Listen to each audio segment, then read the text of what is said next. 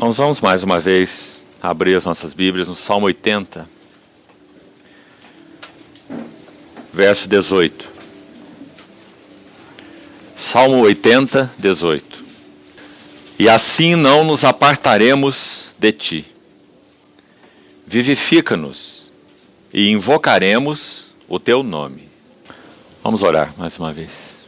Senhor, somos gratos por mais esse privilégio que temos de nos reunir em torno do nome do Senhor. Nós levantamos nossos olhos para ti juntos e te rogamos tua presença e teu falar em nosso meio nessa noite. Aguardamos ansiosamente por ti. Venha ao nosso encontro, Senhor. Fala-nos ao coração. Toma a tua palavra em tuas mãos e interpreta aos nossos corações. Confiamo-nos a ti e esperamos em ti. Em nome de Jesus. Amém. Irmãos, nós temos visto então desde o primeiro dia, terceira noite hoje, esse assunto das marcas de um genuíno despertamento espiritual. Nós vimos que a primeira delas é um permanente estado de arrependimento.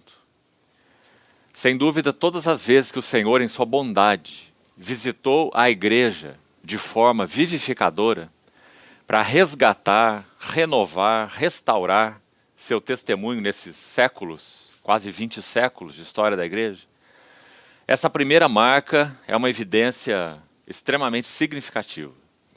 Um permanente estado de arrependimento. Não arrependimento daquilo que fazemos, mas mais que isso, arrependimento daquilo que somos.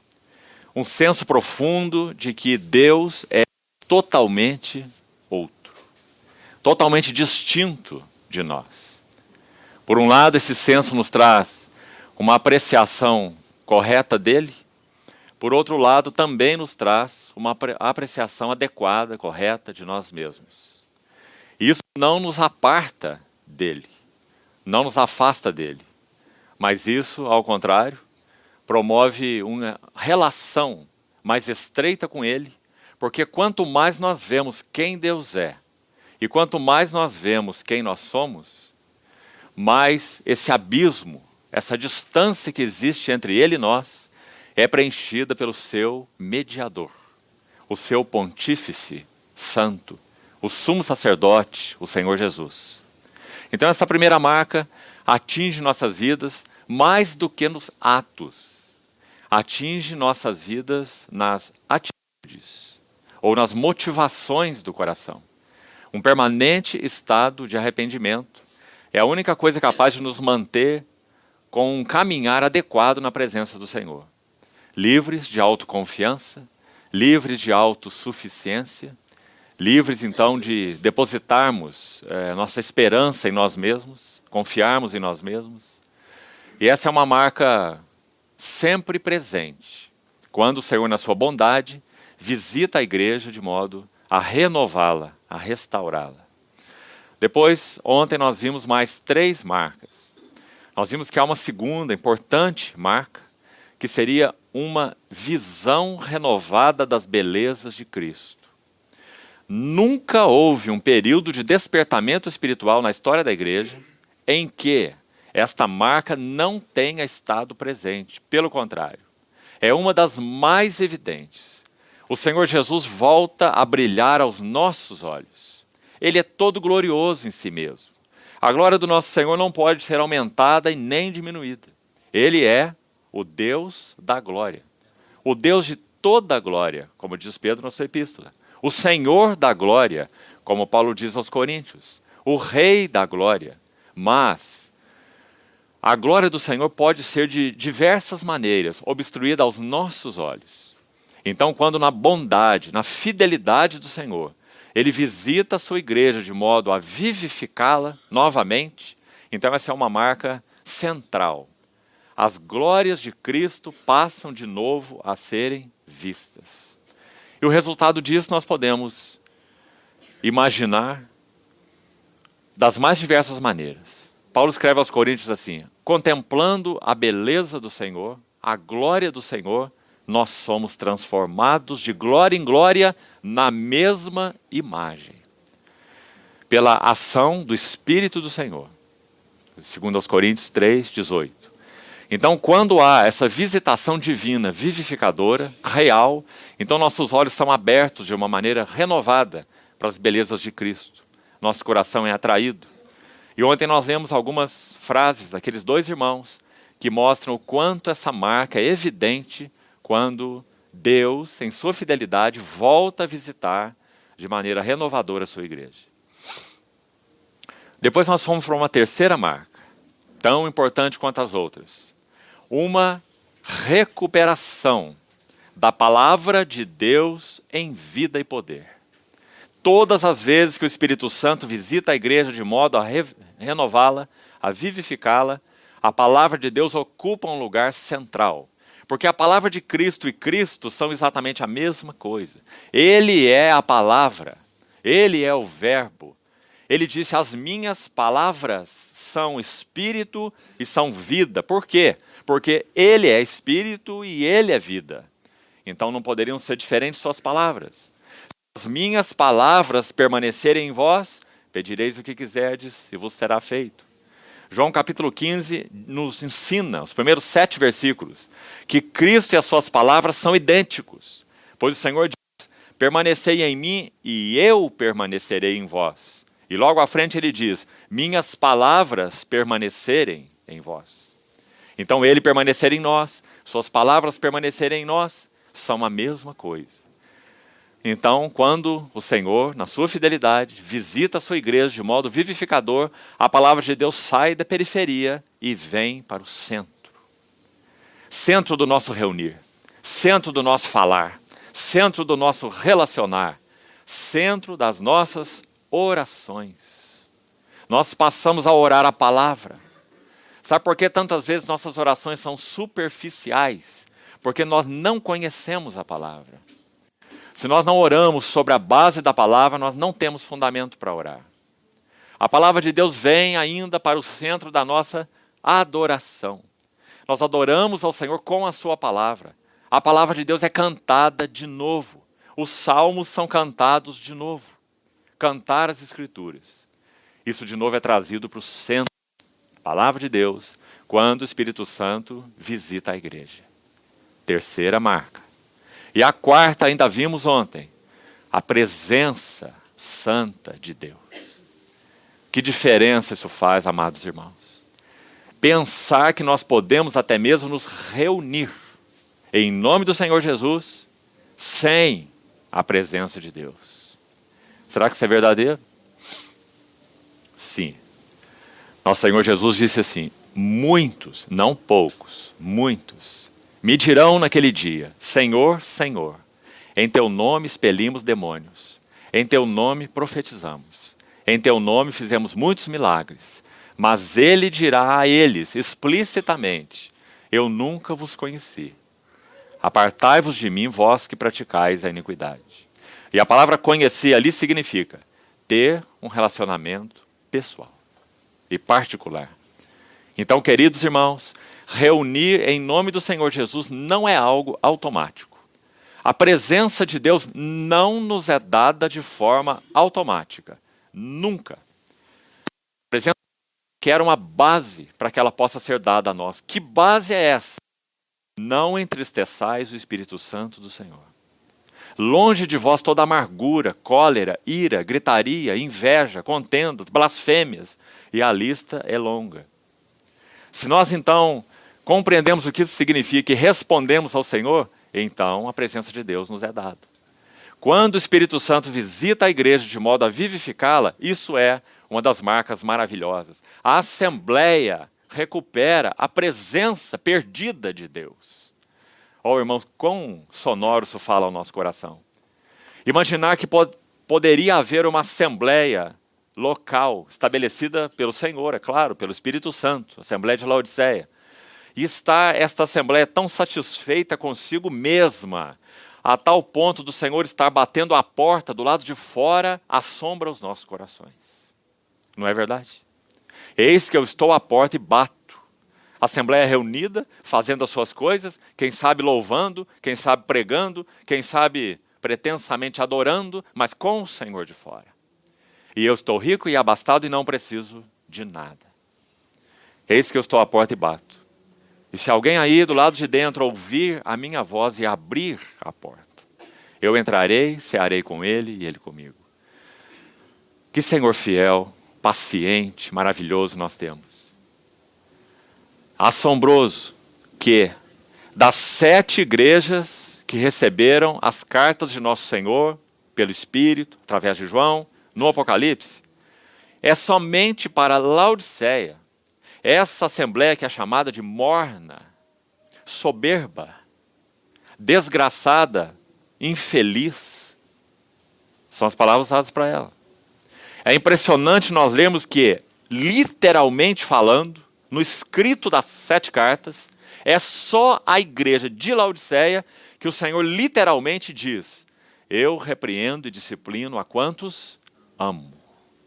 Isso não soa maravilhoso ao seu coração? Maravilhoso. Porque apesar de tudo, aquela era uma assembleia do Senhor.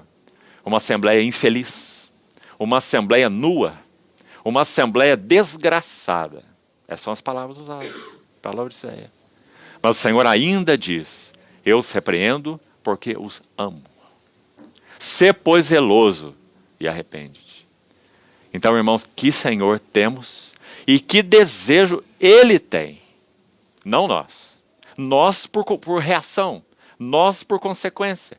É resposta à sua fidelidade. Que desejo Ele tem de visitar as suas assembleias.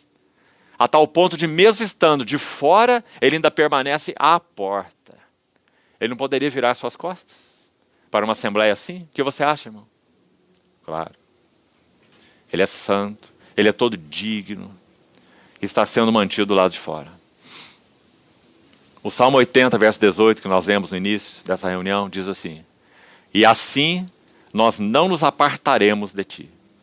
E já dissemos aos irmãos que essa palavra literalmente significa: e assim nós não mais viraremos as costas para ti. Interessante, porque o salmista, Asaf, reconhece nesse seu testemunho, um salmo testemunho, chamando Deus para visitar seu povo. Restaura-nos, ó Deus, faze resplandecer teu rosto, e nós seremos salvos. Seremos transformados, seremos revivificados, seremos retomados na nossa jornada contigo. E então no verso 18 ele vai dizer: e assim não mais viraremos as costas para ti. Não é um verso maravilhoso? O salmista reconhece que a única forma de não virarmos as costas para Ele é se Ele não virar as costas para nós, por sua fidelidade. Não porque nós mereçamos sua face. Esse povo não merecia. Laodiceia não merecia. Então louvado seja o Senhor. Sim, há um desejo permanente em seu coração de visitar as suas assembleias. Então, irmãos, como temos falado, que o Espírito Santo registre isso tão fundo nos nossos corações, que então nós sejamos movidos a rogar ao Senhor, desejar o que Ele deseja. Ele deseja nos visitar. Desejemos o que Ele deseja. E então forneçamos para o Senhor uma base adequada para que Ele possa não resistir, como também dissemos, a abrir os céus e a descer. Isaías 64, lemos ontem, versículo 1, Isaías 64.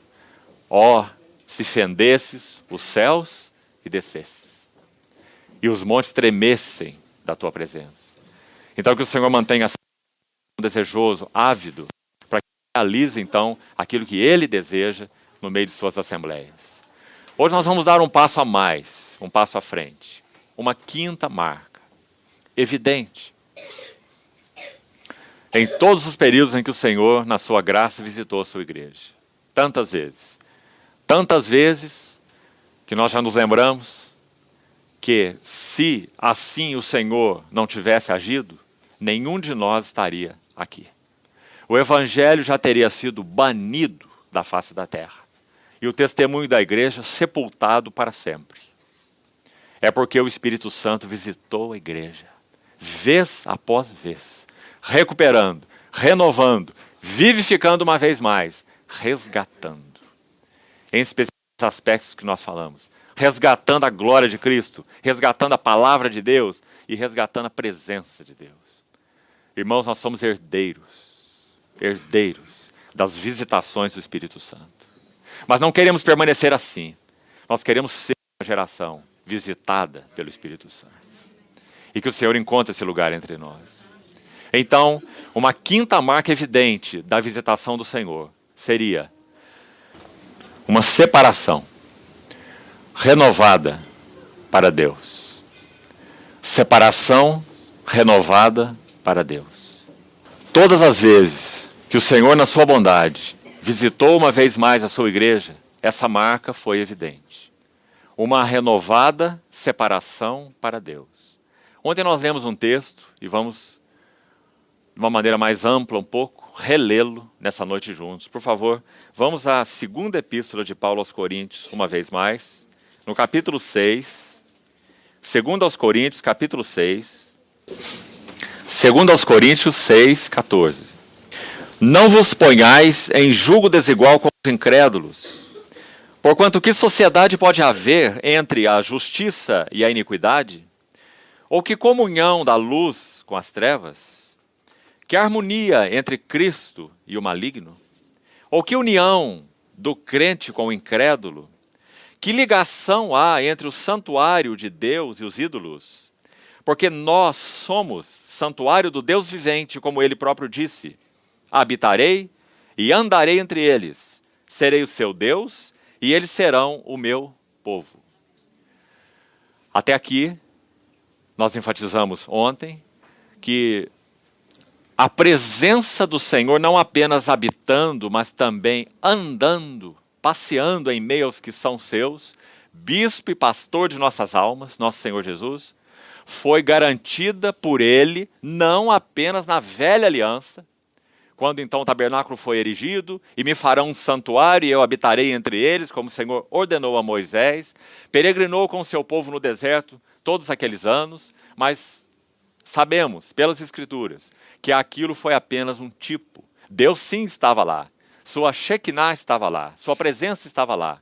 Mas agora Paulo, de uma maneira tão maravilhosa, inspirado pelo Espírito, ele vai tomar algo que foi dito no Velho Testamento e dizer que era apenas sombra.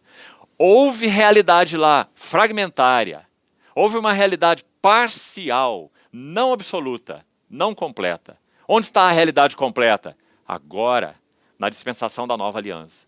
Então Paulo retoma essa promessa e diz: não vos ponhais em julgos desiguais. Que união há entre crente e o incrédulo, entre luz e trevas, entre Cristo e o maligno? Então ele vai tomar essa promessa e reafirmar o seu ensino, e dizendo assim: pois ele prometeu, não façam associações inadequadas em nenhum aspecto, pois ele prometeu, eu habitarei e eu andarei entre eles. Serei seu Deus e ele será meu povo. Não está clara a palavra? Na sequência, a ênfase continua. Ele coloca um por isso. Preste atenção, no versículo 17. Se Deus prometeu habitar, se Deus prometeu andar, então há uma demanda para nós, Assembleia do Senhor. Qual é a demanda? Por isso, se ele habita, se ele prometeu passear, andar, cuidar, falar aos nossos corações diretamente, passear no meio de nós, ai de nós se nos reunirmos sem ele, ai de nós se gastarmos tempos, mesmo com a Bíblia aberta, mesmo com cânticos, mas o pastor e bispo de nossas almas não encontrar caminho entre nós. Nenhum de nós ouvirá sua voz. Nenhum de nós tocará suas vestes. Nenhum de nós será transformado. Nenhum de nós sofrerá impacto espiritual. Nós seremos talvez ensinados na nossa cabeça, no nosso intelecto. E como já disse alguém, no mundo físico, a distância entre cérebro e coração não chega a 50 centímetros. Mas no mundo espiritual é a distância entre o inferno e o céu. Porque o que o Senhor deseja atingir são os nossos corações. É claro que se inclui as nossas mentes. Inclui. Mas não se limita às nossas mentes. Do contrário, nós precisaríamos nos reunir como igreja. Bastaria nós termos um seminário de estudo bíblico. E tudo estaria resolvido na nossa vida. Mas nós sabemos que não é assim. Nós não somos seminários de estudo bíblico. Nós somos igreja do Deus vivo. Santuário do Deus vivente, como nós acabamos de ler. Então, se ele veio para habitar, se ele promete andar, não é automático. Tem uma demanda. Qual é a demanda? Por isso, retirai-vos. Tão claro. Retirai-vos do meio deles. Deles quem? Desses que foram citados ali em cima. Das associações iníquas. Das associações inadequadas. Das associações que ofendem ao Espírito Santo. Ainda verso 17. Separai-vos. Que palavra importante. Nós estamos citando isso como a quinta marca. Quando o Espírito Santo visita a igreja de modo a vivificá-la, a retomar nela o que é dela, por sua graça e fidelidade, então essa seria a quinta marca. Uma renovada separação para Deus. Muito importante. Ou se você quiser chamar de santificação, é a mesma coisa. Quantos versículos do Velho Testamento, quão repetitivo é o Senhor ao dizer assim para o seu povo: sede santos, porque eu, o Senhor, vosso Deus, sou santo. Será que percebemos o que ele quer dizer com isso? Não há como eu, no que eu sou, ter comunhão com vocês, se vocês não forem mudados no que são. Isso é o que o Senhor quis dizer, em outras palavras. Então, sede santos, porque eu sou santo. E graças ao Senhor, sabe o que existe entre essas duas coisas? Ele santo e nós, bendito seja Deus. O que existe é Cristo. E Paulo vai dizer em Coríntios assim: Ele, Cristo, tornou-se para nós, da parte de Deus, sabedoria, justiça, santificação e redenção. Não é maravilhoso, irmãos? Nós estávamos apartados, separados de Deus, estranhos às alianças da promessa, sem esperança e sem Deus no mundo. E Cristo se revelou para nós como a nossa santificação. Ele fez a ponte. Agora, amados irmãos, há dois aspectos aqui. Então, por amor ao Senhor e à sua alma, abra bem seu ouvido. O primeiro aspecto é objetivo. Significa o seguinte: Cristo já fez uma obra para nos aproximar de Deus. Ela está completa, não carece de mais nada. Agora, há um outro aspecto. O Espírito Santo, Cristo fez essa obra no Calvário, completa. Mas esse Senhor, que morreu, que ressuscitou, que ascendeu, que foi exaltado ao céu, ele derramou o Espírito Santo para fazer a outra parte da obra. Qual é a outra parte da obra? Não é redenção. Redenção está completa. É santificação. Ele é o Espírito Santo, do Deus Santo. Então, se ele encontrar, porque ele pode não encontrar, lugar nos nossos corações. Lembre-se, hoje, se ouvirdes a minha voz, não endureçais os vossos corações. Se o Espírito Santo encontrar lugar em nossos corações, então ele vai trabalhar essa santificação subjetiva em nossas vidas. Agora não é questão do que Cristo fez, agora é questão do que o Espírito Santo quer fazer. Mas não fará sem nós, fará conosco. Nunca vamos pensar no Espírito Santo de outra forma, irmão. É indigno dele. Ele não é um rolo compressor que passa por cima de nossas vidas, independente do que nós desejamos, ou queremos, ou permitimos. Não. Ele é um conquistador divino. Maravilhoso. Todo-poderoso, mas gentil. Pomba. Pomba. A pomba pôde pousar sobre o cordeiro. O lugar da pomba pousar é sobre o cordeiro. Se em nós não estiver sendo trabalhada a natureza e o caráter do cordeiro, nós não damos lugar ao pouso da pomba. Então, essa quinta marca, uma renovada separação para Deus, é uma marca evidente de toda visitação divina, vivificadora. Agora, irmãos, o que nós vamos buscar fazer com a ajuda do Senhor é irmos a Lucas capítulo 12. E nós vamos destacar um versículo chave ali e vamos buscar examinar o contexto imediato anterior e o contexto imediato posterior desse versículo. Um pouco do que está antes e um pouco do que está depois desse versículo importante. Com este foco, mantenha esse foco em seu coração. Uma renovada separação para Deus. Agora, antes ainda de lermos esse versículo, já vamos lá, a Lucas 12. Vamos lembrar de uma coisa aqui. Quando o Senhor usou Esdras, ontem nos lembrávamos um pouco juntos, o nome Esdras significa auxílio, significado maravilhoso. Ele foi usado pelo Senhor, em particular, no sentido de recuperar a palavra de Deus. Ontem nós falamos sobre isso. Não entramos em detalhes sobre Esdras, apenas citamos. Hoje estamos falando um pouco mais. Esdras foi, em particular, usado por Deus para recuperar a palavra. Mas veja, Esdras também foi usado pelo Senhor em duas outras instâncias paralelas.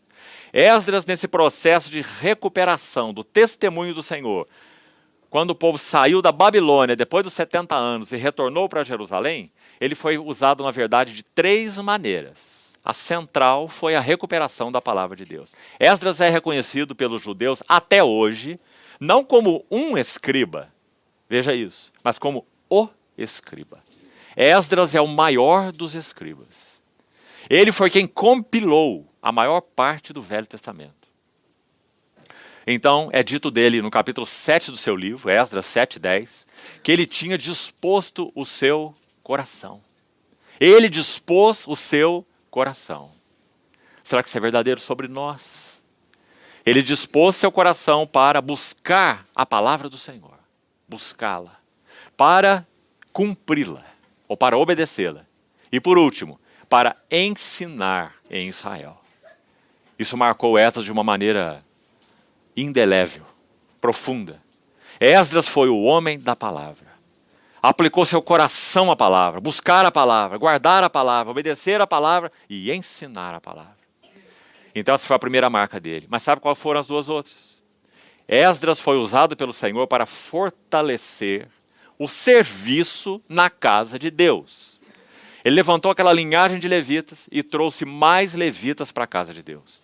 O templo já estava restaurado, mas o serviço da casa de Deus, os sacerdotes no templo, era fraco e pobre.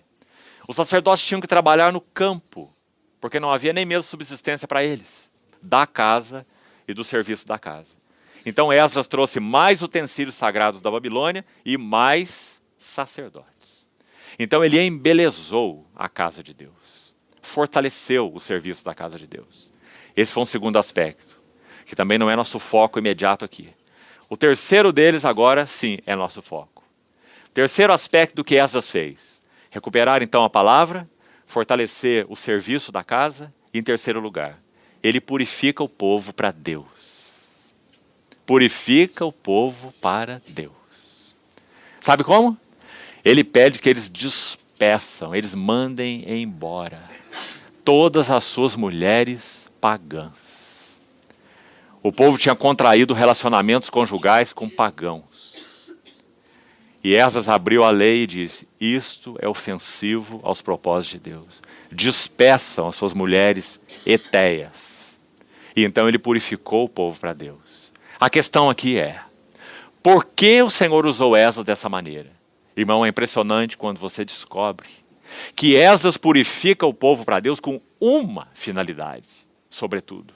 Não é apenas que eles tinham contraído aqueles casamentos e a coisa estava errada em si mesma. É mais que isso. Sabe o que Esdras tinha em mente? A vinda do Messias. Porque se o povo prosseguisse em relacionamentos desiguais, com pagãos, nunca o Messias poderia ser reconhecido. Porque a linhagem de Davi teria sido perdida. Você compreende? Então, quando Esdras purifica o povo para Deus, onde está seu coração? Na vinda do Messias. Compreendeu isso, irmão? Hoje, se nós temos a promessa da segunda vinda do Messias, a vinda gloriosa e última. Então, quando nós falamos sobre separação, onde está o nosso coração? É separação pela separação? É separação para que nós abotoemos aqui até em cima da nossa blusa? Eu sou santo. Essa é a finalidade da santificação? A santificação tem um motivo. É para que nós vejamos o Senhor. Hebreus capítulo 12. Segui a paz com todos e a santificação, sem a qual ninguém verá o Senhor. Bem-aventurados os limpos de coração, porque eles verão a Deus. Não é uma promessa maravilhosa? 1 João capítulo 3, tendo tal promessa, a si mesmo se purifica. Todo que nele tem essa esperança. Qual esperança? Vê-lo como ele é. Sermos semelhantes a ele. Então que o Senhor, por sua bondade, recupere essa nota em nosso coração. Nós não buscamos santificação pela santificação. Nós não buscamos santificação para ser pessoas melhores, maridos melhores, esposas melhores, filhos melhores, cidadãos melhores. Nós buscamos santificação para que Cristo desça dos céus. Para que nós vejamos seu rosto. Para que sejamos uma noiva desejável para o nosso noivo celestial. Graças ao Senhor. Então vamos ao versículo de Lucas, capítulo 12. Lucas 12, versículo 35. Esse é um verso central, e nós já vamos ver por quê.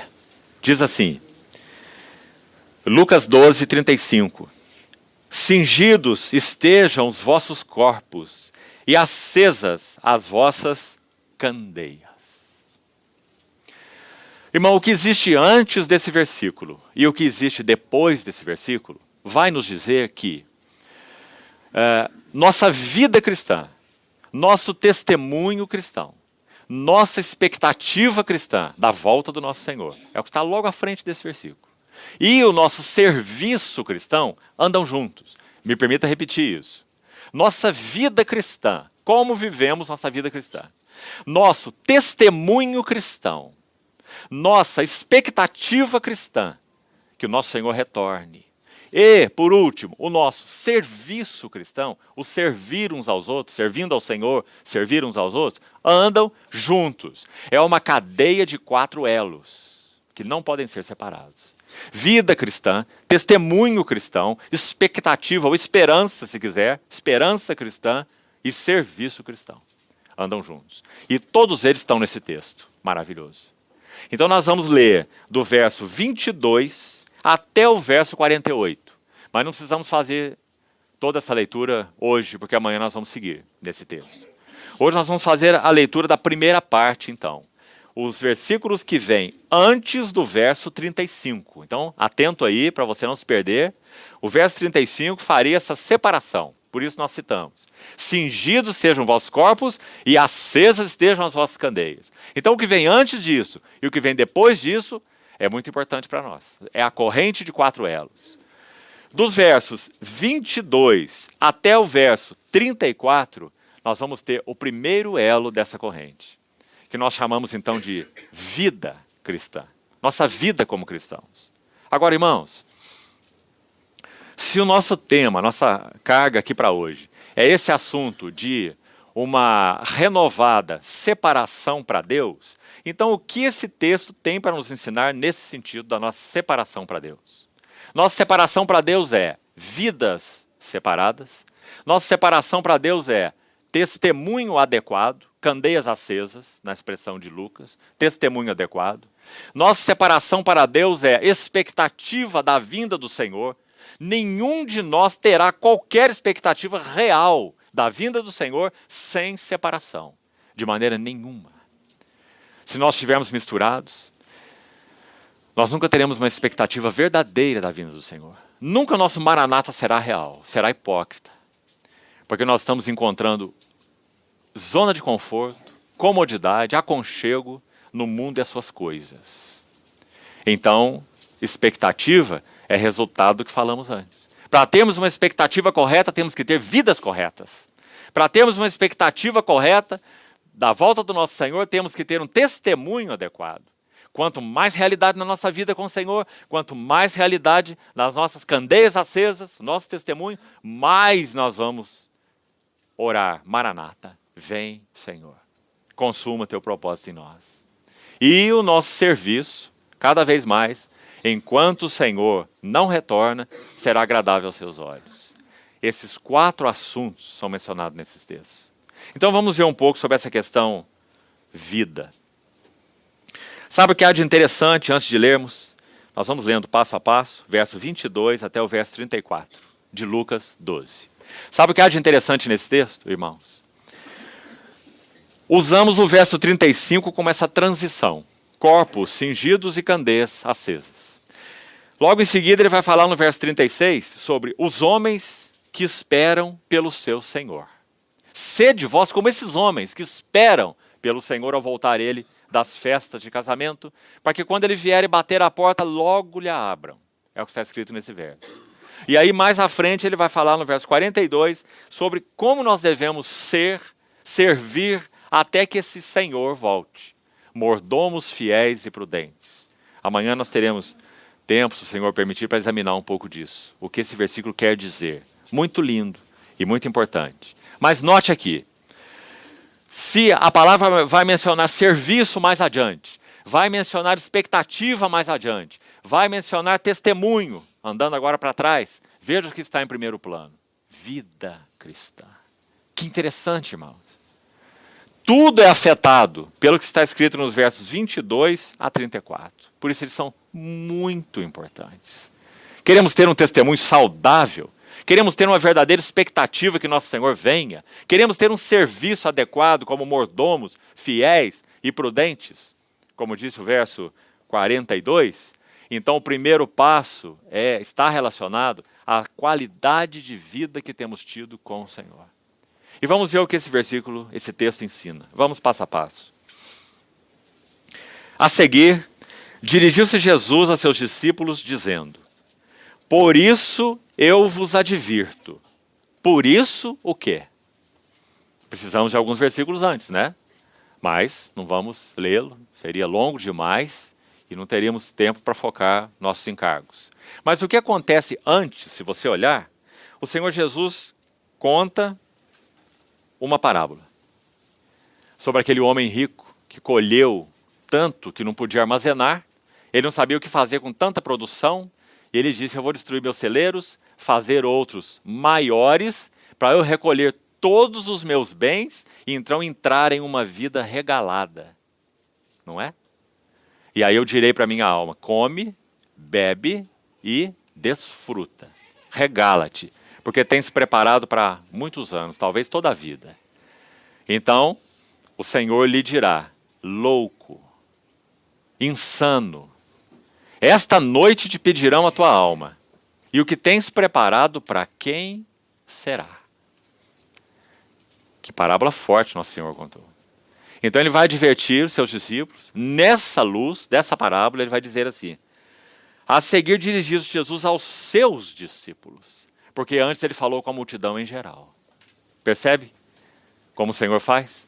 Primeiro ele dá o seu ensino geral para a multidão, mas agora ele tem um grupo que ele tem uma atenção particular. Esse grupo, é claro, é uma figura da igreja. Então nosso Senhor se volta para os seus discípulos, e agora ele vai dizer algo muito pessoal. Então temos que abrir bem nossos ouvidos, porque agora esse falar não é para as multidões. Agora esse falar é para os discípulos. Então ele vai dizer: eu vos advirto. Ele não está dizendo: eu vos aconselho. Não é um conselho, é uma advertência. Por quê? Porque o Senhor conhece tudo sobre os nossos corações. Então ele vai dizer: por isso eu vos advirto, não andeis ansiosos pela vossa vida quanto ao que haveis de comer, nem pelo vosso corpo quanto ao que haveis de vestir. Porque a vida é mais do que o alimento, e o corpo é mais do que as vestes. Observai os corvos, os quais não semeiam, não ceifam, não têm despensa e nem celeiros. Todavia Deus os sustenta. Quanto mais valeis vós do que as aves? Qual de vós, por ansioso que esteja, pode acrescentar um côvado ao curso de sua vida? Se, portanto, nada podeis fazer quanto às coisas mínimas, por que andais ansiosos pelas outras? Irmãos, nosso foco é separação para Deus. Nosso foco à frente é serviço adequado. Estão aí no texto, vamos chegar lá. Nosso foco é testemunho cristão. Nosso foco é expectativa da vinda do Senhor. Mas olha onde o Senhor está começando. Forçar isso é muito importante para nós entendermos o lugar do que o Senhor está colocando aqui. Não vamos ter um testemunho adequado, não vamos ter uma expectativa adequada, não vamos ter um serviço adequado se nossas vidas não são trabalhadas nesse aspecto que o Senhor citou aqui. Qual aspecto? Ansiedades. Agora nós precisamos de um texto para nos ajudar aqui. É um texto idêntico a Lucas, só que ele está em Mateus. Então, você pode deixar marcado aí, já voltamos a Lucas, mas abra, por favor, em Mateus capítulo 6. E vamos ver o que está acontecendo ali. Mateus capítulo 6. Não precisamos ler o texto todo, do verso 25 até o verso 34, mas olhe para ele, por favor, para a sua Bíblia. 6 vezes, irmãos, aparece nesse texto a palavra ansiosos ou ansiedades. Ansioso e as suas conjugações, ou no verbo ou no substantivo. Ansioso ou ansiedade. 6 vezes nesse pequeno texto. Veja lá, versículo 25. Não andeis ansiosos pela vossa vida. Versículo 27. Qual de vós, por ansioso que esteja, pode acrescentar um côvado ao curso de sua vida? Verso 28. Por que andais ansiosos quanto ao vestuário? Terceira vez. Verso 31. Portanto, não vos inquieteis, na tradução que eu estou lendo. É a mesma palavra na língua original.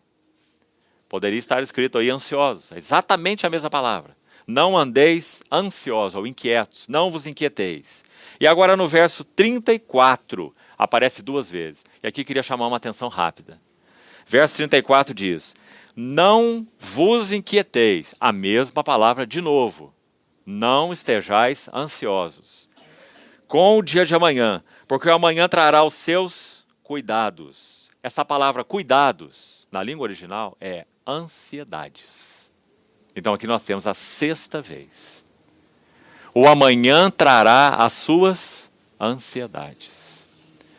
Irmãos, que ensino nós recebemos do Senhor aqui. Se nós queremos que nosso testemunho cristão, nosso serviço cristão, nossa expectativa cristã sejam adequadas, o Senhor está tratando primeiro da qualidade de vida que temos que viver, para que o demais seja realidade. 6 vezes ele menciona o assunto da ansiedade. E sabe como que ele vai nos ajudar na sua palavra a tratar isso aos seus pés? Veja lá, versículo 26. Observai as aves do céu. A palavra observar aqui tem um sentido muito específico. A ideia de contemplar, a ideia de discernir o que está acontecendo. Não é um olhar casual, é um discernir, um perceber, um contemplar. Então, observai as aves do céu. Versículo 28, localize aí.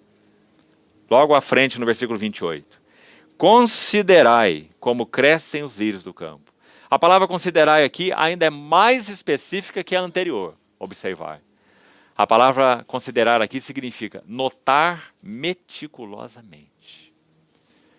Significa também aprender totalmente. Que interessante. Nosso Senhor está nos mandando olhar para as aves e dizendo, aprenda totalmente, aprenda a lição. Por isso nós vemos lá em Lucas 12 e aqui em Mateus, muito mais valeis do que as aves. Ora, irmãos, se nós encontrarmos descanso no Senhor, quanto a esse assunto básico da nossa vida cristã, de confiança, de dependência dEle, nunca iremos avançar nos assuntos de testemunho, nem de expectativa e nem de serviço. Como poderíamos ter uma expectativa correta da vinda de nosso Senhor, se o nosso coração está misturado, ansioso, inquieto, correndo atrás do vento? Vaidades de vaidades, diz o pregador, tudo é vaidade. Então, versículo 33, aqui que queríamos chegar, e já vamos voltar a Lucas. Olha a primeira palavra desse verso 33. Buscai. Ela também aparece no texto de Lucas. Agora, irmãos, sabe o que ela significa? Sabe o quanto ela nos ajuda com relação a esse assunto de ordenarmos nossas vidas, no que concerne a expectativa da vinda do Senhor, nosso testemunho, nosso serviço? Essa palavra buscar é muito específica. Ela não fala também de uma busca geral. Queria citar 3 exemplos para os irmãos. Se os irmãos quiserem acompanhar nas escrituras, o façam, senão apenas registrem. Essa palavra aparece em alguns lugares com um sentido muito interessante, que nos ajuda. Primeiro deles, vários lugares, na verdade, ela aparece mais de 100 vezes no Novo Testamento. Quando os pais do Senhor Jesus o deixaram para trás, aos 12 anos de idade, naquela caravana que foi para Jerusalém, Lucas capítulo 2, creio que você se lembra, eles descobriram que o menino não estava com eles na volta para casa. Não foi assim? Então eles fazem uma viagem de volta para Jerusalém. E quando eles encontram lá o Senhor Jesus, ainda com 12 anos de idade, conversando com aqueles doutores, eles dizem assim: meu filho, teu pai e eu estávamos aflitos à tua procura. Essa expressão, aflitos à tua procura, traduz essa única palavra que nós estamos lendo aqui por buscai. Que lindo, irmãos. Buscai em primeiro lugar o seu reino e a sua justiça. Buscar como? Buscar como uma coisa ordinária? Comum? Uma coisa que pode ser comparada a qualquer outra? Não. Uma busca aflita. Uma busca ansiosa. Uma busca aguda. Teu pai e eu, aflitos, te procurávamos. Foi o que o Senhor ouviu da sua mãe. Essa é a busca, a mesma palavra usada aqui. Uma busca aflita, como nós falamos ontem. Irmãos, esse tipo de aflição tem ocupado nossos corações? Nós temos tido uma busca aflita pelo Senhor, porque o Senhor é nosso único lugar de aconchego, nosso único lugar de descanso, nossa torre forte, o nome do Senhor. Assim tem sido nossa busca? Ou nossa busca com relação ao Senhor compete ou confere, se iguala à busca por todas as demais coisas? Então o Espírito Santo selecionou uma palavra aqui para essa busca. E está dizendo que seja uma busca aflita. Buscai em primeiro lugar seu reino e sua justiça. Ah, irmãos, que o Espírito Santo nos livre do ceticismo e da incredulidade. Nós não encontramos descanso no que o Senhor nos prometeu. Nós não recebemos provisão de acordo com o que Ele nos prometeu. Todas as outras coisas vos serão acrescentadas. Sabe por qual motivo? Porque nós não temos essa busca aflita por Ele mesmo. Esse é o motivo. Pelo contrário, nós temos uma busca aflita por todas as demais coisas. Sabe como funciona esse versículo na maioria de nós, na nossa experiência? Buscai aflitamente todas as coisas, e o reino dos céus vos será acrescentado. Essa é a nossa história, de modo geral. Mas não foi isso que o Senhor disse. Buscai em primeiro lugar seu reino, sua justiça. Justiça aqui fala de santidade, separação. Fala do caráter do reino. Buscai aflitamente. Buscai com ânsia de alma seu reino e sua justiça. Todas as demais coisas vos serão acrescentadas. Então, voltando a Lucas capítulo 12, nosso Senhor chama no verso 26 de coisas mínimas. Veja aí, Lucas 12, 26. Nosso Senhor chama de coisas mínimas o quê? Quais são as coisas mínimas? Se vós não podeis fazer nada com relação às coisas mínimas, por que andais ansiosos pelas outras? Quais são as coisas mínimas, de acordo com esse contexto? Basta que você leia os versos, que já passamos, os de cima. As coisas mínimas são alimento e vestes. Elas estão aqui no versículo 23. Alimento e vestes. E quais são as outras coisas, conforme a expressão que o Senhor usou aqui no verso 26? As maiores. Vida e corpo. Vida e corpo. Versículo 22. Não andeis ansiosos pela vossa vida, nem pelo vosso corpo. Essas são as coisas maiores. Quais são as coisas menores, ou as mínimas? Alimento e vestes. Mas, irmãos, a disposição do nosso coração é correr atrás das coisas mínimas. Por isso não encontramos descanso, de acordo com a promessa do Senhor. Porque a nossa alma não é aflita em buscar aquilo que Ele nos ordenou buscar. Seguindo, verso 27. Observai os lírios, eles não fiam e nem tecem. Eu, contudo, vos afirmo que nem Salomão, em toda a sua glória, se vestiu como qualquer deles. Ora, se Deus veste assim a erva que hoje está no campo e amanhã é lançada no forno, quanto mais tratando-se de vós outros, homens de pequena fé. Não andeis, pois, a indagar o que há vez de comer ou de beber, e preste atenção nessa frase aqui, ela é particular de Lucas, não vos entregueis a inquietações. Aqui nós recebemos mais ajuda. Não vos entregueis. De novo, não é um conselho. É uma ordem do Senhor. Para quem? Para as multidões? Não. É uma ordem do Senhor para os seus discípulos. Ah, irmãos, como nós lemos o coração do nosso Senhor aqui. O que Ele deseja nos comunicar? Eu sou o teu provedor. Todas as tuas fontes são em mim. Isso é o que o Senhor deseja nos comunicar. Então, Ele diz assim, não vos entregueis a inquietações. Sabe o que acontece se você for examinar essa palavra inquietações? Ela é muito interessante. Ela fala de flutuações. Flutuação de mente, flutuação do coração. Isso não registra a nossa história? Nossas mentes flutuam para cá, flutuam para lá, ansiosas, inquietas, preocupadas, né? Sobretudo em nossa geração, esse é o mal do nosso século, não é? Cristãos estão morrendo de ansiedade, inquietação, preocupação. Não temos encontrado o Senhor como nosso provedor como deveríamos.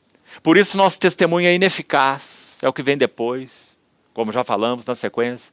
Por isso nós não temos expectativas da vinda do Senhor, porque estamos tão atabalhoados, tão atarefados, tão ocupados, tão sobressaltados. Não temos quietude, não temos descanso, não temos aconchego no Senhor. Nosso serviço é afetado, não somos mordomos fiéis e prudentes, porque nosso coração tem sido enganado em torno desses assuntos que o Senhor quis que estivéssemos muito claros. Então, por isso, eu vos advirto, não andeis ansiosos. Inquietações, no versículo 29, flutuações da mente. Ah, irmãos, nós conhecemos muito bem o que isso significa. Mentes flutuantes, aqui, ali e acolá. Buscando encontrar solução para o problema antes do problema aparecer. E nós chamamos isso de sabedoria. Ser prevenidos. A própria palavra preocupação é uma palavra estranha, não é? A nossa ocupação já é um trabalho para nós, não é? Já não é um problema, nossas ocupações. Mas nós acrescentamos a elas as nossas pré-ocupações. Antes das ocupações, nós já temos as pré-ocupações. Que chance nós temos de seguir com o Senhor? Que chance nós temos de ser uma candeia acesa? Que chance nós temos de orar com expectativa? Vem, Senhor. Que chance nós temos de ter um bom serviço? Sermos mordomos fiéis e prudentes? Praticamente nenhuma. Então nosso Senhor sabe o que Ele está dizendo. Nosso Senhor sabe onde começar. Nosso Senhor não está dando lições gerais e lições ao vento. Nosso Senhor conhece os nossos corações. Sabe o que diz em João 2, falando dele? Tão lindo, irmão. Final do capítulo 2 do Evangelho de João. Diz assim, Jesus não precisava que ninguém lhe desse testemunho a respeito do homem, porque ele próprio sabia o que era a natureza humana. Não é um verso maravilhoso? Ele foi homem, pleno, e ele sabe o que é a natureza humana. Você acha que o Senhor Jesus não teve que lidar com a questão ansiedade? Ou preocupação? Sim, Ele o teve. Porque nosso Senhor era um homem frágil. Em tudo semelhante a nós, menos o pecado. Sim, Ele foi tentado a desconfiar.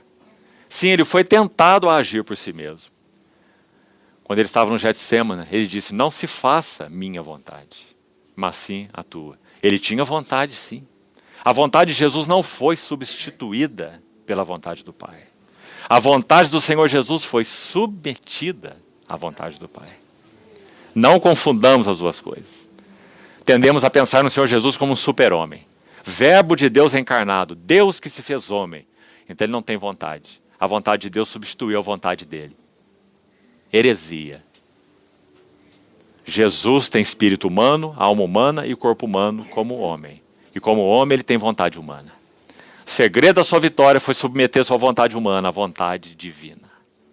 Mas não a vontade dele ser substituída pela vontade divina. Que maravilhoso, Senhor. Então há caminho para nós. Porque o Cristo vivo mora em nós. O Espírito Santo habita em nós. Mas nós precisamos ouvir então a palavra do Senhor. Precisamos colocar nossa boca no pó e precisamos falar para Ele sobre o que nós somos. Senhor, meu coração está doente de ansiedades, preocupações, cuidados. Quando nós tocarmos no assunto da candeia, de novo, esse assunto é abordado. Na questão da candeia acesa, o testemunho. De novo, a questão dos cuidados são tocados. Vamos seguir um pouco mais. Verso 30. Porque os gentios de todo o mundo é que procuram essas coisas. Ah, como essa palavra dói no nosso coração, irmãos. Como ela dói no nosso coração. Nosso Senhor está olhando para os seus discípulos e Ele está dizendo, não façam isso, não façam, porque são os pagãos que fazem. E sabe por que os pagãos fazem? Nós vamos chegar a um verso maravilhoso aqui, maravilhoso. O Senhor vai dizer assim, vamos logo a Ele, verso 32. Qual a primeira frase desse verso? Olhe bem para Ele, irmão. Não temais. Não temais. Agora ele diz 3 coisas. Preste atenção. Não temais, ó pequenino rebanho. Porque ele não está falando com as multidões. Ele está falando com um grupinho de 12. Figura da igreja. A igreja nos primórdios. Não é assim? Ali começou a igreja, seus 12. Ele está olhando para esse grupinho e dizendo assim, os pagãos correm atrás dessas coisas. Não temais. Ó pequenino rebanho, porque ao Pai agradou dar-vos o seu reino. Preste atenção nesse versículo, continue olhando para ele. Talvez você não tenha percebido algo precioso aí. Nosso Senhor Jesus está apresentando-se e apresentando a Deus de 3 maneiras aqui, em um único versículo. Escute bem, não temais, em primeiro lugar o quê? Pequenino rebanho. Então ele é o nosso pastor. O Senhor é o meu pastor. E nada me faltará. Mas ele vai para outra figura na sequência. Ele diz, não temais, ó pequenino rebanho, porque ao Pai. Ele foi para outra figura. Ele está dizendo, vocês têm Pai. Vosso Pai Celeste sabe que necessitais de todas elas. Então ele vai da figura do pastor para a figura do Pai. Mas ainda tem mais uma. Porque ao Pai agradou dar-vos o seu reino. Então nós temos um rei. Graças ao Senhor. Então nós temos um pastor, pai, rei. Graças ao Senhor. E é aí que nós encontramos descanso. Nós descansamos no nosso pastor supremo. Pastor e bispo de nossas almas. Ah, irmão, que tema é esse? Sabe como o Novo Testamento apresenta esse pastor? Ele é o bom pastor, porque deu a vida pelas suas ovelhas. Ele é o grande pastor das ovelhas, Hebreus 13, que está nos aperfeiçoando em todo bem para cumprirmos a sua vontade. Grande pastor. E ele é o supremo pastor que há de se manifestar. E vai nos conceder uma imarcessível coroa de glória. Bom pastor, grande pastor, supremo pastor. Será que essas coisas são apenas denominações para nós? Ou nós temos encontrado realmente descanso nisso? No bom pastor, no grande pastor, no supremo pastor. E quanto ao Pai? Irmãos amados, Pai, escute bem, Pai é o nome cristão de Deus. Sabe qual é o nome judaico de Deus? Yahvé. Yahvé. O nome em que os escribas, para escreverem, trocavam de pena, de caneta. Havia uma caneta específica para escrever Yahvé. Tão santo eles consideravam esse nome. E tão distante deles. O Yahvé dos céus. Mas sabe qual é o nome cristão de Deus? Nosso Pai. Vós orareis assim. Pai. É a primeira palavra. Pai nosso, que estás nos céus. Ah, irmãos, que essas coisas saiam das Escrituras e sejam registradas no nosso coração. E nós temos um rei. João vai dizer no seu Apocalipse assim: primogênito dentre os mortos, soberano dos reis da terra. Quando aquela última trombeta soar, a voz que será ouvida é assim: os reinos do mundo se tornaram do Senhor e do seu Cristo, e ele reinará pelos séculos dos séculos.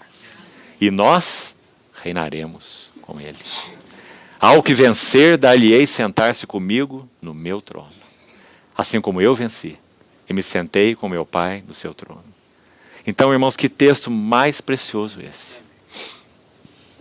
O Senhor nos ajudando a tocar esses assuntos, para que então sejamos levados à candeia acesa, à expectativa da vinda do Senhor, homens que esperam pelo Senhor, e aos mordomos fiéis e prudentes. Você percebeu essa sequência? Não podemos chegar lá se nós não começarmos por aqui. O Senhor nos ajude nisso. Verso 33. Vendei os vossos bens e dai esmola. Fazei para vós outros bolsas que não desgastem. Por que o Senhor dá esses conselhos? Ele está nos ensinando a não fazer o que ele já contou como parábola lá em cima que o louco fez. O que o louco fez? Quanto mais tinha, mais ajuntava. Isso foi o que o louco fez. Destruirei meus celeiros, não cabe tudo que eu tenho, tem que ter depósito maior. E vou enchê-los e vou regalar minha vida. Então nosso Senhor falou, não. Vendei vossos bens, dai esmolas. Aprendam a fazer uma bolsa que não extingue. Em outras palavras, nas palavras de Paulo, aprenda o princípio do semear e colher. Mas, irmão, nosso coração é complicado. Nosso coração é dependente de coisas que não são o próprio Senhor. Nós somos desconfiados. Nós temos dificuldades em provar e ver que o Senhor é bom. Prová-lo no bom sentido. Não tentá-lo, prová-lo. Versículo 33 ainda, parte final. Tesouro inextinguível nos céus, onde não chega o ladrão, nem a traça consome. Agora o verso 34, escute bem. Porque onde está o vosso tesouro, aí estará também o vosso coração.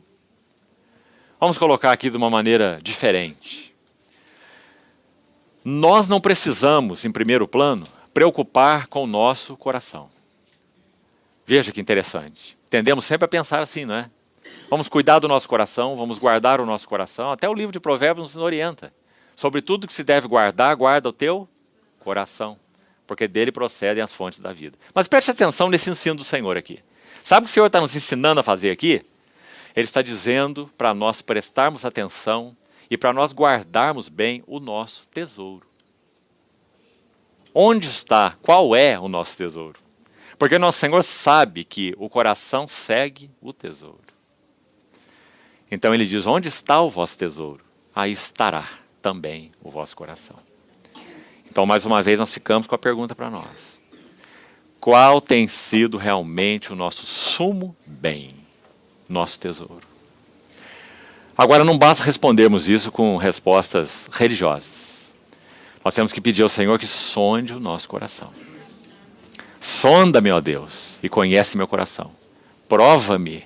A ideia é passa-me pelo fogo. Conhece meus pensamentos. Vê se há em mim algum caminho mau e guia-me pelo caminho eterno. E então, o verso 35, o verso de transição, cingidos estejam os vossos corpos e acesas as vossas candeias. Aqui nós vamos precisar rapidamente dar um passozinho mais último, ficamos por aqui e amanhã com a ajuda do Senhor seguimos. Mas volte por favor a sua Bíblia para o capítulo 11 de Lucas mesmo. O que acontece aqui, irmãos, é muito interessante. Esse assunto da candeia, note bem, no capítulo 12 o Senhor usou a expressão acesas as vossas candeias. O Senhor já mencionou esse assunto anteriormente aos seus discípulos. E Lucas já registrou isso em capítulos anteriores ao 12. Uma vez no capítulo 11, nós vamos ler, e outra vez no capítulo 8. Não vamos ter tempo de chegar lá hoje. Se o Senhor permitir, amanhã vamos para o capítulo 8 de Lucas. A mesma ideia. Candeias no capítulo 12, candeias no capítulo 11, candeias no capítulo 8. nós vamos ver. Mesmo assunto. Só que quando nós examinamos as menções, nós somos ajudados em cada uma delas, porque elas são complementares. Então veja o que está escrito no capítulo 11, no verso 33. Ninguém, pois, acende uma candeia e a põe em lugar escondido, nem debaixo do alqueire. Por favor, guarde essa palavra alqueire. Já vamos falar um pouco sobre ela. Nem debaixo do alqueire, mas no velador, a fim de que os que entram vejam a luz. São os teus olhos a lâmpada do corpo. Se os teus olhos forem bons, todo o teu corpo será luminoso. Mas se forem maus, o teu corpo ficará em trevas. Repara, pois, que a luz que há em ti não sejam trevas. Se, portanto, todo o teu corpo for luminoso, sem ter qualquer parte em trevas, será todo resplandecente como a candeia, quando te ilumina em plena luz. Volte ainda, por favor, rapidamente ao capítulo 8, um detalhe apenas lá, vamos precisar ver hoje. Capítulo 8, verso 16. Ninguém, depois de acender uma candeia, veja que o tema então é recorrente, também nesse capítulo. Ninguém, depois de acender uma candeia, a cobre com um vaso. A expressão que o Senhor usou lá no capítulo 11 é um alqueire. Aqui é um vaso, a mesma coisa. O alqueire é um vaso. Alqueire é uma medida de comércio para se medir grãos secos. Equivale a em torno de 9 litros. Como se fosse aí um galão, um balde, aí, um vaso com essa medida nos dias de hoje. Em torno de 9 litros. E eles usavam no comércio para vender grãos secos. Trigo, cevada. Essa era uma unidade de medida. Alqueire. Ninguém, depois de acender uma candeia, a cobre com um vaso ou com um alqueire, ou a põe debaixo de uma cama. Esse assunto da cama aqui não é citado no capítulo 11, você viu. Aqui é acrescentado esse assunto da cama. Colocaram a candeia debaixo da cama. Pelo contrário, coloca sobre o velador, a fim de que os que entram vejam a luz. Candeia no capítulo 12, candeia no capítulo 11, candeia no capítulo 8. O que o Senhor quer nos ensinar nesses textos? No capítulo 12, que é objeto do nosso estudo, cingidos estejam os vossos corpos e acesas as vossas candeias. O capítulo 11 ensina como essas candeias permanecem acesas. O capítulo 11 vai dizer assim, são os olhos a lâmpada do corpo, versículo 34. Se os teus olhos forem simples, registre aí, a palavra bons, na língua original, não é bons, é simples. Aplos é a palavra no grego, que significa simples. Que significam, então, olhos simples? Certa ocasião, já comentamos isso com os irmãos. Significam olhos que têm um único foco de atenção. Esses são olhos simples. Nós temos 2 olhos na face, mas temos um só foco visual. Nosso Senhor nos fez assim. Não fomos criados para com cada olho ver um campo visual. E temos uma visão dividida em 2 campos. Fomos criados para ter um único foco de visão. É assim no natural, é assim no espiritual. Por isso esse princípio tão lindo, irmãos, e tão importante. O Senhor está dizendo, se os teus olhos funcionam bem, se a sua visão é ajustada, se você está olhando de forma fixa para mim mesmo, olhando firmemente para Jesus. Olhando firmemente. Autor e consumador da fé. Se os teus olhos forem simples, todo o teu corpo será luminoso. Que lição, irmãos. Como a candeia é mantida acesa? Como o nosso testemunho é mantido aceso? Se os nossos olhos são simples. Tem um só amor. Um só foco. Uma só atenção. Uma coisa eu peço ao Senhor e a buscarei. Que eu possa morar na casa do Senhor todos os dias da minha vida. Uma coisa eu faço, deixando as coisas que para trás ficam e avançando para as que diante de mim estão, prossigo para o alvo. Esse foi Paulo. E o Senhor disse assim de Maria, ou disse para Marta a respeito de Maria, uma só coisa te é necessária. Tua irmã Maria escolheu a melhor parte, e esta nunca lhe será tirada. Não é maravilhoso? Se os teus olhos forem simples, todo o teu corpo será luminoso. Então esse é o segredo do testemunho. Esse é o segredo da candeia. Então o versículo vai dizer, Lucas 11:34, são os olhos a lâmpada do corpo, e se os teus olhos forem simples, todo o teu corpo será luminoso. Mas se forem maus, então é claro que o simples contrasta com o dividido, né? O bons com o maus. O teu corpo ficará nas trevas. Que interessante. O Senhor não está dizendo teu corpo são trevas, porque Ele está falando com seus discípulos. E eles já tinham recebido luz da parte do Senhor. Mas Ele está dizendo, ficará em trevas. Se o nosso coração se divide em relação ao nosso Senhor. Se divide com outro amor, outro desejo, outro Senhor. Repara, pois, que a luz que há em ti não sejam trevas. Agora, verso 33, aqui nós vamos terminar por hoje. Preste atenção. Se, portanto, todo o teu corpo for luminoso. Qual é o segredo, então, aqui nessa figura? É claro que é uma metáfora que o Senhor está usando, né? O Senhor não está nos comparando a vagalumes, não, né? Ele está usando só uma metáfora. Qual é o segredo do corpo luminoso? Olhos simples. Então, se todo o teu corpo for luminoso, vírgula. Agora note a próxima frase. Sem ter qualquer parte em trevas. Será todo resplandecente, como a candeia, quando te ilumina em plena luz. Irmãos, essa frase, sem ter qualquer parte em trevas, lança um desafio maravilhoso do Senhor para nós. Qual é o desafio? O desafio é, nosso querido Senhor, quando veio morar nos nossos corações, Ele não entrou pela sala de estar. Nosso Senhor é um hóspede, nesse sentido, um visitante diferente. Quando Ele vem à residência de nossos corações, Ele entra pela despensa. O Senhor quer saber o que comemos, o que tem nos alimentado, o que tem suprido. Quanto a investigar nosso coração, o primeiro lugar que Ele vai é a lata do lixo. Falamos isso com tanta gratidão e com tanta reverência. Quando o Senhor investiga a lata do lixo, de novo, Ele sabe o que nós comemos.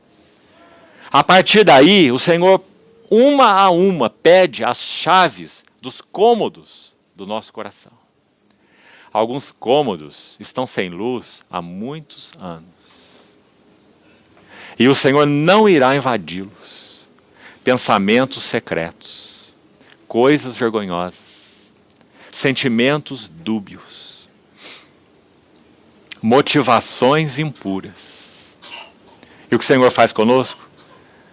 Que desafio maravilhoso esse.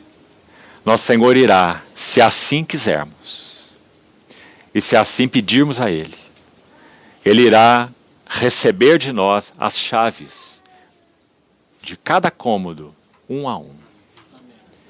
E irá tomar-nos pela mão, para que nós possamos abri-los um a um. Ele nem mesmo nos pede para abrir. Nossas mãos são trêmulas demais para abrir determinados cômodos. Mas o Senhor coloca sua mão na nossa, como que uma criança, para que então giremos juntos a chave. E continua segurando em nossas mãos, para que entremos no cômodo corajosamente. Para que então Ele vá mostrando para nós o que significa isso e o que significa aquilo. E na sua luz, nós vemos a luz. E somos transformados de glória em glória na sua própria imagem. Irmãos, não existe um desafio humano mais maravilhoso do que esse. Tudo mais perde o sabor, o significado diante desse desafio. Essa é a maior aventura humana, a mais maravilhosa. O Senhor vasculhando as câmaras do nosso coração, profundamente, removendo os entulhos. Deus é especialista em entulhos. Você lembra o que Isaac fez com os poços do seu pai Abraão? Havia sido entulhado pelos filisteus. O filisteu significa duas coisas em particular na Bíblia. Primeiro, o filisteu fala de uma imitação espiritual. Por que imitação espiritual? Porque o filisteu saiu do Egito e foi para Canaã. Idêntico ao povo de Israel. Mesma caminhada. Só que eles não passaram por nenhuma água. Percebeu? Claro. Quem que abriu o mar para o filisteu? Quem que abriu o Jordão para o filisteu? O filisteu foi por terra seca. Mas o povo de Deus passou por 2 águas. A primeira água fala do batismo. Mar Vermelho. Quão maravilhoso é o batismo. Nós estamos confessando que o Egito ficou para trás. E nós somos dele e ele é nosso. Mas há uma segunda água. O Jordão. E o que o Jordão fala? O Jordão não fala que o mundo ficou para trás. O Jordão fala que o eu ficou para trás. O Jordão fala da liberdade de uma vida cativa de si mesmo. Jordão fala de quebrantamento. Jordão é a segunda água. Não pode haver a segunda água sem a primeira água. Não pode haver quebrantamento sem o batismo. A confissão do nome do Senhor. Então, irmãos, que jornada maravilhosa. O Senhor não deseja apenas nos identificar com Ele na sua morte. Mar Vermelho. O Senhor deseja nos despir de uma vida egocêntrica. Um morreu por todos, logo todos morreram.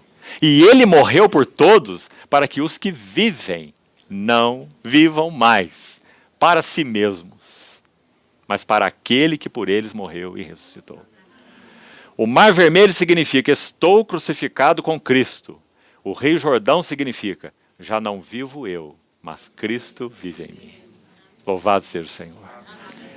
Então, irmãos, nós temos um bendito Salvador para tomar-nos pela mão, para que abramos os cômodos de nossa vida. E Ele vai entrando um a um. E vai colocando os répteis para fora. E vai colocando lixo para fora. Bendito Senhor. E a luz vai raiando nesses cômodos. E o que acontece conosco? Integralidade. Somos o que somos. Louvado seja o Senhor. Não mais hipocrisia. Cristo formado em nós. Então que o Senhor nos encoraje. Continue falando no nosso coração. Graças a Deus. Nós cultuamos um Deus vivo. Senhor dos senhores. Bispo e pastor de nossas almas. Pai querido. Rei dos reis. É esse que som dos nossos corações. Para quê? Para que nos faça semelhantes a Ele. Para quê? Para vermos a Ele como Ele é. E a si mesmo se purifica todo que nele tem essa esperança. Então seria a quinta marca de uma visitação divina, graciosa, nas suas assembleias. Ele resgata, sua visitação resgata uma renovada santidade. Uma renovada separação para Deus. Senhor, nos ajude isso, irmão. Onde começa então essa separação? Na nossa vida relacional com Ele. E a partir daí nós temos o que mais segue. Senhor, permitir amanhã então nós completamos esse texto de Lucas capítulo 12. Senhor, continue falando ao nosso coração, irmãos. Gostaria que antes de sairmos, nós ainda tivéssemos um tempo de oração, um tempo de súplica, um tempo de clamor ao Senhor juntos, sobre o que Ele tenha depositado nos nossos corações. Amém.